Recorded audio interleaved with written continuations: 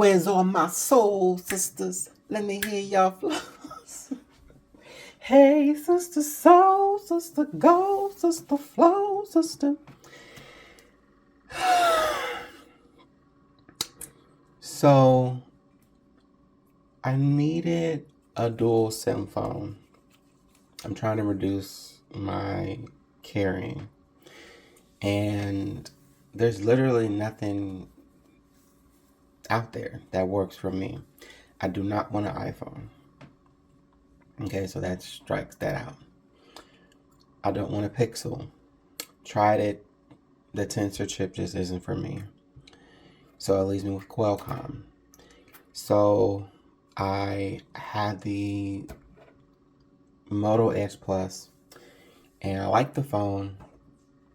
And matter of fact, let me see if they responded. I wasn't able to get the eSIM activated. Yeah, so they haven't responded. It's supposed to be an eSIM, and it's not working. Oh, what the fuck?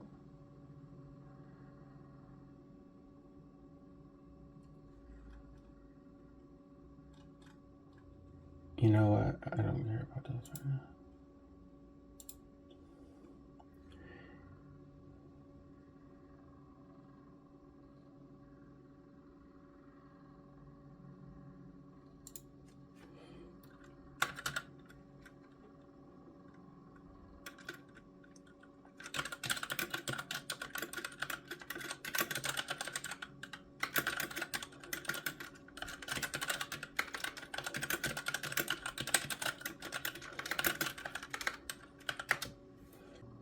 Okay, so the eSIM wasn't working, so it only had one physical SIM slot.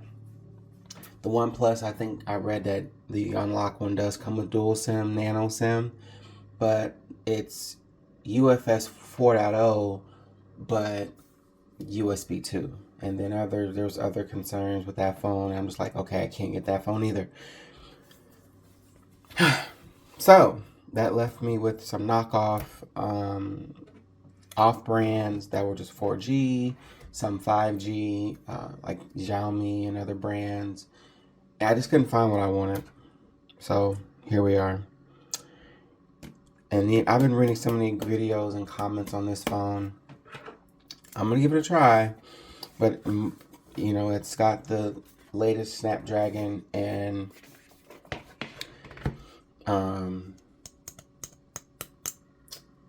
physical nano dual SIM. So that's one of the things. And then I know this will do dual SIM. And I'm trying to stay away from eSIM, but we're just going to... I have no choice at this point. No one makes physical dual SIM cards, it seems. So this is it. Now the reviews on Hack people's phones with their IMEI and clone it and shit. So I'm trying to make sure I didn't show anything. I don't mind their proprietary packaging. I think what I don't like about it is the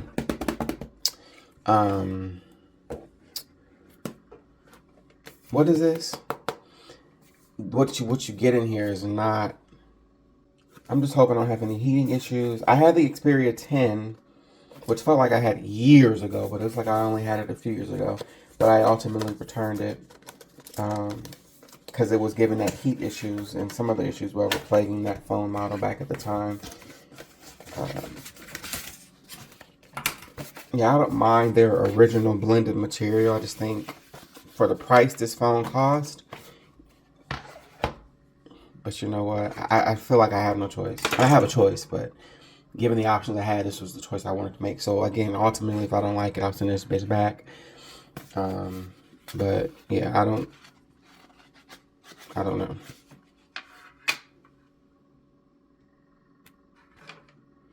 All right, and I like some of the camera features from a creative perspective. All right, so first off, not even looking at the phone, just feeling this. The material on the Moto Edge Plus 2023, that back is amazing. Whatever they did to their glass texture, I feel like I want every phone I have to have that. This, without even feeling or looking at the phone,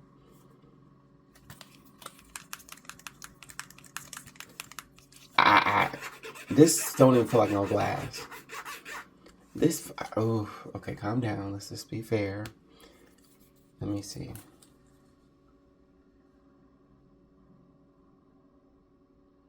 Oh, I don't have the IMEI on the back. Okay.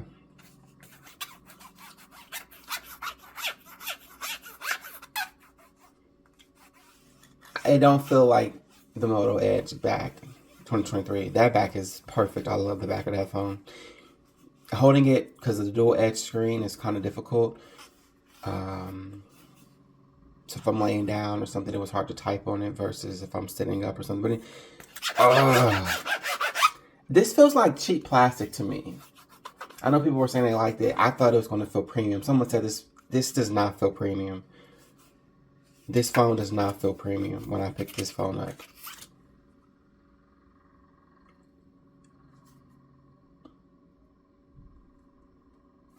This phone does not feel premium. The weight distribution is fine, but I thought the way they designed, say, oh, it's gonna have ridges here and this is textured. This does not feel. I can't get around that I spent over $1,200 and this is what they think is. This feels like plastic. Even the ridges don't feel like metal. I mean, this. Let me see. Nah, this is not premium to me. This feel like plastic. This don't feel like no damn metal. I am disappointed with the feel of this phone as far as the material. I don't know why they was giving it praises online because this shit feel cheap. Oh wow, this does not feel like no $1,200, $1,300, $1,500 phone.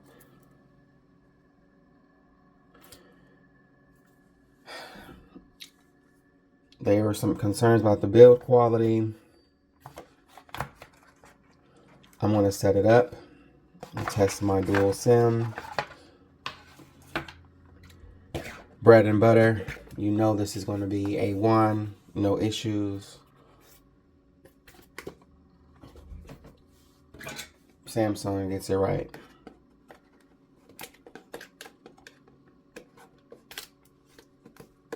Oh, I am so pissed at this. It better work. The screen better look nice and the function better work. Because if not, I am sending that bitch back and I'm going to have to just figure something out because I'm not paying that kind of money.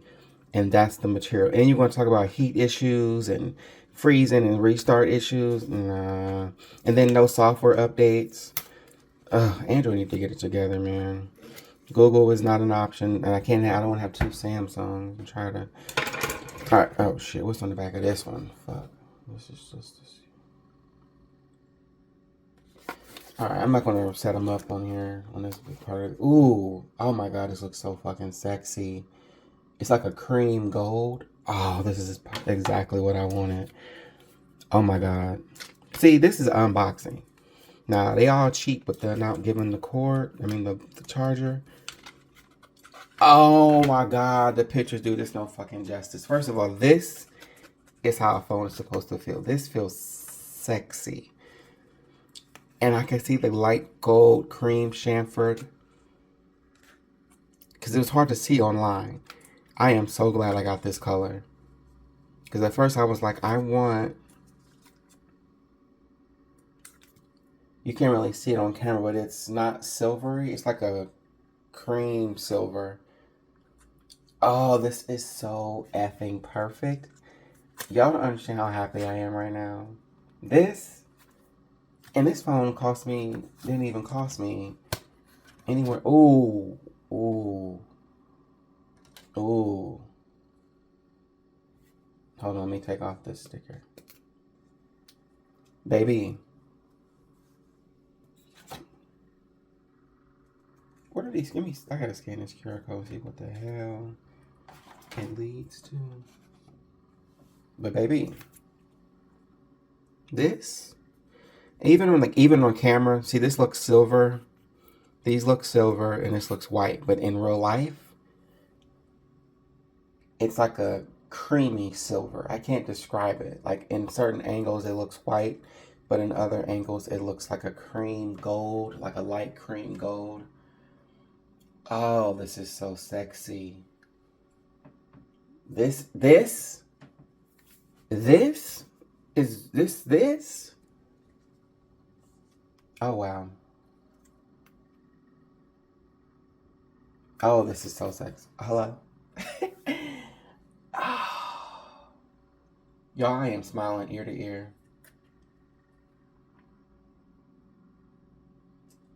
All right, that was 10 minutes, but I'm gonna do another video after I set them up to this video if there's an issue with the dual SIM on this or anything else I find, but this is mainly just an unboxing video.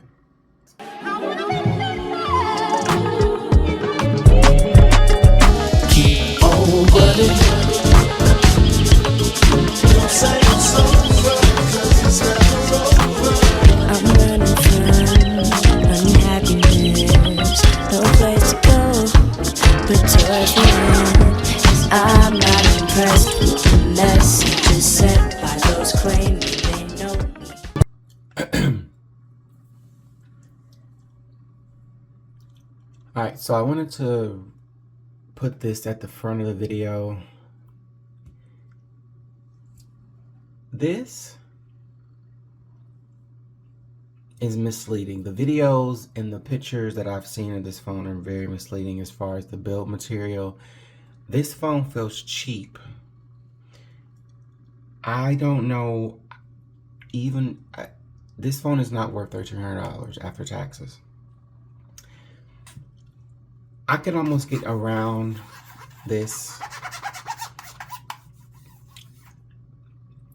if the sides were actual metal. They say it's metal, but it feels like cheap metal. It's not. It's grippy to hold, and the physical dimensions are nice, but the material just feels cheap. I can't explain. I thought it would feel different, and I don't like how this phone feels. I mean, the back feels fine. I could accept the back if the sides were more premium feeling. The Moto Edge 2023 Plus has one of the best backs material. It's glassy, but it's also textured, and it just feels amazing. Like, it doesn't even feel it feels better than the back on the S23 Ultra.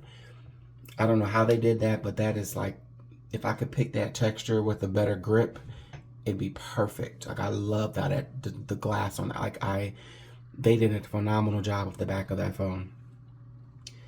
So I watched so many YouTube videos, read up on this stuff regarding dual SIM DSDA and DSDS, and just where we're at with eSIM technology, and just overall where we're at from a technical standpoint. And from what I gathered,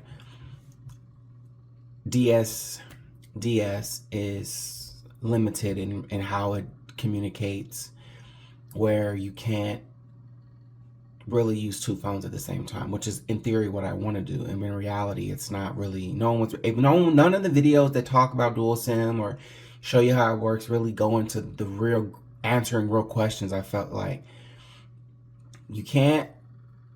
So I needed to find a phone that I could use dual SIM on.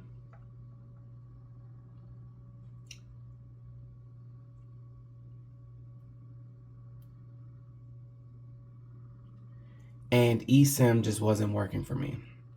Or, I mean, I don't like the idea of eSIM because it's not giving me the flexibility I like to pop and go. So this was literally, this or the OnePlus 11 was my options as far as high-end dual SIM for US. And while it alleviated the issue, this has my S23 Ultra has a dual SIM as well. And I learned that, okay, so for one, it's not working how I want it to work. So I guess the X75 modem with the Gen 3 should give us DSDA, which will allow you to really use both numbers at the same time without interrupting service or quality on the other. Now, this current iteration will work if you have a specific use case where you maybe have a cheaper data SIM and you're strictly using that SIM for data and not like another number. And then there's a difference between how Google does it and then how Samsung does it and then how Apple does it. Apple has iMessage, of course, which is proprietary, so theirs is, I would imagine it works, iMessage, whether you're on a call or not, but I would imagine they also run into the same limitations. However, there's a new setting on the S23 Ultra there. You can say dual SIM always active, and there's a long delay, maybe 10-15 seconds on average, maybe 10 seconds, and then it'll connect the call. I'm assuming it's forwarding the call to the other number, so that helps with voice calls. But whatever number is not registered on chat or RCS with Google Messages, you don't get those messages until you're off that phone call. And then sometimes they come through delayed. I had to send another text for the other one to come through. It's just weird how it worked. So if I'm on a phone call, I don't want to have to worry about missing a phone call. I try calling. It's dead air for about 5-10 seconds. Then it goes to voicemail. That's fine, but I don't get a missed call notification, and I'm not aware that they called me unless they leave a message. That sucks. I bought an unlocked S23 Ultra. I like Samsung Messages interface over Google Messages, and I researched and found that the unlocked variant of the phone with default Samsung Messages does not allow for chat or RCS. You have to get a carrier version. So they want you to use Google Messages to get RCS. Okay, fine, whatever. Google, dark mode. You have AMOLED screens. Your dark mode looks gray. It's not dark enough. That's one of the main issues I really have with like the gray. It makes your screen look dim and off versus Samsung Messages is pitch black. I hate how Google does black. Anyways. So that's fine, software aside. So I'm like, okay, fine. But then it's like, if I have the dual SIM set up, it doesn't matter whether it's eSIM or physical dual too, because the limitations behind the software. I want to be able to get, I don't mind not getting the phone calls, but I do mind not getting notification of the phone call. So they found a way to forward the calls. Okay, great. But why can't the text messages come through the same? Even on the Google Pixel, it does eSIM and dual SIM, but even their own platform does not give you RCS chat messages or advanced messaging features on both SIMs. So you're handicapping one SIM when you want to really utilize both. So it's like, I want to conduce my business and professional, but I can't even get to that because there's no, at this time, I can't get what I want. I don't want to have to worry about switching something around. And then also with Android, again, I swear it's so annoying. You may not like iPhones and iMessage. I don't really care for an iPhone. I don't want an iPhone. But Google should have definitely, at this point in all these years, Android should have its own native iMessage some similar feature. At least 5-10 years ago at this point. RCS just isn't it. I mean, I hear people are coming around to it now, but I don't think that, I think that's lazy. I mean, the way I like that about Apple as far as from a messaging perspective, as far as having that universal, this is how we send messages on iPhone with the backup, whatever. Carrier version RCS, Google's version RCS. It's just stupid. Like, it's so annoying. So the other phone I was considering is 50% of this price with a better feel. However, I do kind of like the narrowness of this phone. I just don't. And then I just feel, this don't feel premium. I bought a Sony Xperia back in 2019, I think. And it was the same similar heat issues and stuff like that, so I returned it. I believe I returned it. I forget how I got rid of that phone, but I kind of like the narrowness of it. But anyways, I don't feel like this phone is worth what they want you to pay. Again, I can stomach your. This is plastic to me. This don't. It's not giving glass. But mainly, what really bothered me is the sides. I mean, the buttons are okay, but the sides just feel cheap. They don't feel like this is a $1,500 phone. They don't feel like it. The physical part is fine, but they need to, if you're going to charge this kind of money, you need to give me a phone. And then I put it on my wireless charger, and because it's so tall, it was saying it couldn't charge, it wouldn't charge, but then it started charging. I don't know. Second thing is software updates. I hate how Android does software, whether you have a carrier phone like a Revel, Motorola phones, the stock Android, the stock default Android, the bland version of Android, Pixels. The way they do software updates is so fucking stupid. I had an update of 27 megabytes. It took over 20 minutes for that to finish from start to finish. When I upgraded this phone, Android 14, it took 33 minutes and 10 seconds, I believe. 10 seconds. Versus when I upgraded this phone, from downloading the 3.1 gigabyte size, installing it, then me selecting restart my phone, it took 10 minutes and 10 seconds. It took less than 2 minutes for the download to download. Then you hit the restart button, and then it starts that process. So what, 7-8 minutes to install 3.1 gigabytes, and that's because of the majorness of the update. Minor updates like security patches on Samsungs take 2-3 minutes, if that. Once you install it, boom, it's going to update the app. So within 2 minutes, 2-3 minutes, tops 5 most, you're back on your phone, done. Pixels, Motorola's, default Android phones that just have bland Android, their update procedure is so archaic. It needs to be changed. I haven't had heat issues yet, but I'm also not a big camera person, so I don't know. I don't game on my phone, but I initially wanted a dual SIM phone, and the other phone that's cheaper, the eSIM wasn't working. So I'm reaching out to my carrier to figure out if they can get that resolved, because if they can get that fixed, I might just go back to that and just use that, because it don't really matter being dual physical or eSIM dual. It's still the same limitations until we get access to the superior method of what I want to do, which is have dual access on both phones at the same time.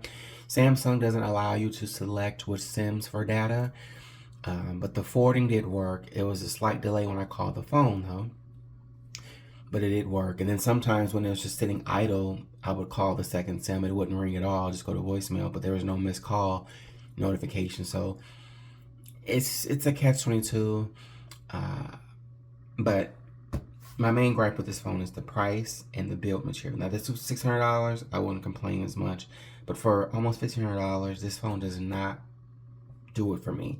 Physically, I'm okay with it. Typing hasn't been so bad. Now, I don't know if it's the muscle memory learning going from this to that and back and forth, or but I like it. But I don't like the build. I think this is overpriced for the build material. The camera is really nice. I love the camera UI. It looks very professional and does a lot. But I just can't get behind this pricing. And then the limitation of dual SIM. So I'm going to end up probably going back to multiple phones until a phone comes out that does what I need, so I can really reduce how many phones I have with me for my different needs. But I do like the vibration something, whatever this phone does, special vibration, or feels beautiful. Like, the vibration is nice, the haptics are nice. Oh, I don't like the grill. Like, they need a slimmer sleeve or slit or metal. I don't like the cloth material. That was another issue with the Xperia 10 I had in 2019. But other than that, I'm kind of over this phone. I may or may not keep it. Depends on how the next couple days go. But if I can't stomach it, I'm gonna have to just go ahead and go back to the other phone. Might as well. At least I like how it feels. I can't pay more. I just need my carrier to figure out my dual SIM. If they can get that fixed, I might just go ahead and do that, because I can't wrap my mind around this price for that. Software is okay. Fingerprint hasn't been an issue. I haven't had any heat issues. It didn't even get hot when I was doing the Android 14 update. So I haven't had any issues yet, but I don't know, y'all. This don't feel like it's worth the price they want you to pay. So for that, it's I would give it a 6 out of 10. The camera UI is beautiful. The Android 14. Oh, they're not even being transparent about updates. 12 gigs, 8 Android 14. So they're saying it may get Android 15, but they haven't been conclusive. Other phones are getting 3 or 4 years. So that's kind of concerning. But I don't know. I'm just going to keep trying to play around with it to see if it does any of those software bugs or it freezes or anything like that. Because if it doesn't, at that point, I'll have my decision made for me. But the build material sucks. I mean, that took off 2 or 3 points for me. I just don't like how this phone feels. I like the physicality of it, but I don't like the building material. I would give this a pass if the rest of it felt premium, and it doesn't. 5,000. Block on lock, the trunk stay locked. Block on cock, the block stay high.